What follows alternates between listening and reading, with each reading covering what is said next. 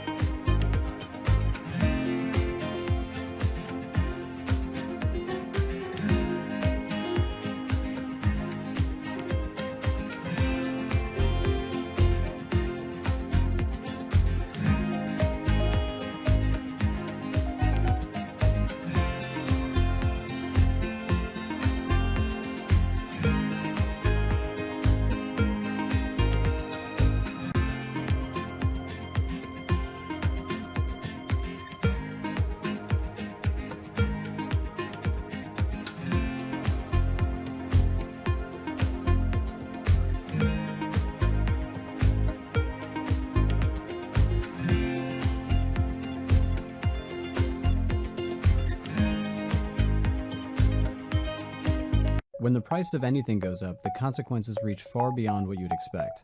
But perhaps most of all, when it comes to food. In 2010, surging food prices helped spark the Arab Spring. Lives were lost, regimes fell, and the consequences are still with us. Once again, food prices are rising, and fast. Energy costs, broken supply chains, and surging demand were just some of the factors that have driven food prices to their first record high since the Arab Spring. And that's all before a war between two of the world's biggest food producers. Ukraine is called the breadbasket of Europe, and taken with Russia, the two account for about a quarter of global wheat trade. They produce more than half of the world's sunflower seeds and oil, nearly 20% of the barley. Now throw in rising energy prices, and processing, transporting, even refrigerating food gets more expensive. Plus, fertilizer production is extremely energy intensive. Less fertilizer means lower crop yield, and prices rise even more. The pandemic revealed how complicated and fragile global trade systems are. Global agriculture, perhaps even more so. Unlike metals, for example, food goes bad. And crops take months to grow and are vulnerable to unpredictabilities like the weather. Rising food prices will be felt everywhere, but the poorest countries in the world will be hit the hardest. And as all these factors compound, the real fear is that record high will lead to record high, and ultimately to a global food crisis with vast consequence. The markets are preparing to close, but the day is not over yet. Stock that is now up about 45%. A lot of volatility right now. You need the power of the Bloomberg terminal to get you market-moving data before anyone else. These numbers are much higher than expected. Upgraded today to overweight. You need top analysts to bring you exclusive global insight into cross-asset markets. The muni bond market. China is a really big focus. Bitcoin ain't playing along today. It's going to be short term. Bloomberg Markets, The Close. Weekdays on Bloomberg. We will never break. We will never break. Build on a foundation strong enough to stay. We will never. Enjoy the excitement of a night of music at Boston Symphony Hall with BSO Now. Watch brand new Boston Symphony Orchestra performances, behind-the-scenes storytelling, and memorable archival concerts, all from the comfort of home. Use our free 24-hour trial and see why the Boston Globe calls it musically rewarding. And the Berkshire Edge says the orchestra has never played better. Visit bso.org/now, where the music plays on. BSO season sponsored by Bank of America.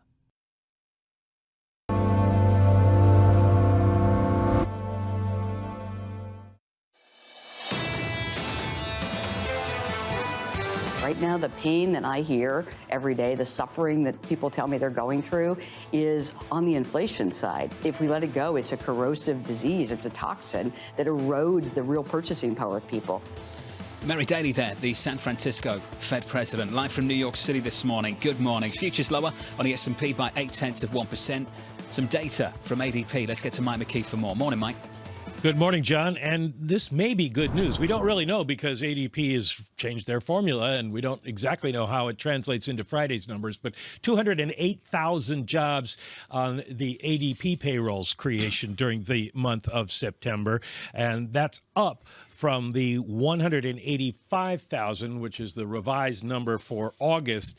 It is sequentially lower, as Brian Nick was talking about, which is what the Fed kind of wants to see, and I guess therefore the markets want to see. But does it tell us much about what private sector job creation is going to be for the month of September as far as the government payrolls numbers? That's hard to say because this is only the second month that they've done this. Most of the jobs created in the medium-size company category. We did see 13,000 manufacturing jobs go away, which kind of is in line with what we saw from the ISM numbers, which fell below 50 this week on the manufacturing numbers. So we'll see how much validity this report has for Friday. Mike, no big moves off the back of this in the market. Can we pick up on a data point that came out a little bit earlier this morning? Mortgage applications down by more than 14%. Your reaction to that? I'm not surprised, but what it does look like is a real pullback very quickly now in the real estate business. Some people say, you know, when you see a number like that, you think maybe it's a seasonally affected number, but this could be real because of what's happened with mortgage rates going up so high. And it just means that the real estate sector has already rolled over from Fed rate increases. Now, does that mean it goes into the rest of the economy? And how fast does it bring down rents? Very interesting Connor Sen column today.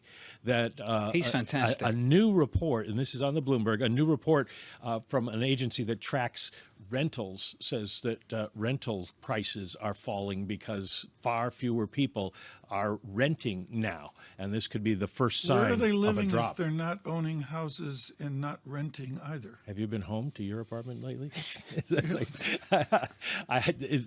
Apparently the idea is that household formation has dropped off.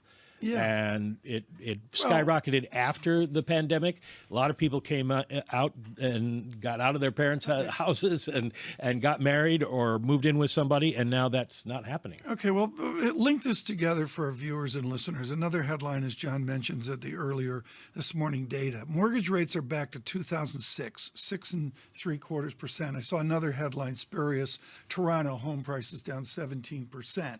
How bad is this going to be? What's your judgment after you and I living the wars of 04, 05, 08 collapse. Well, I was one of the people who thought that we would not have a national housing collapse in 2007 because it had never happened before. I've learned my lesson. Mark Pittman taught us that well. I won't say that is going to happen, but it does seem that we are starting to see prices fall, which would then feed into the CPI numbers, and it takes time, but if they fall rapidly enough, maybe it will get into the numbers more quickly, and then the Fed may be able to back off sooner.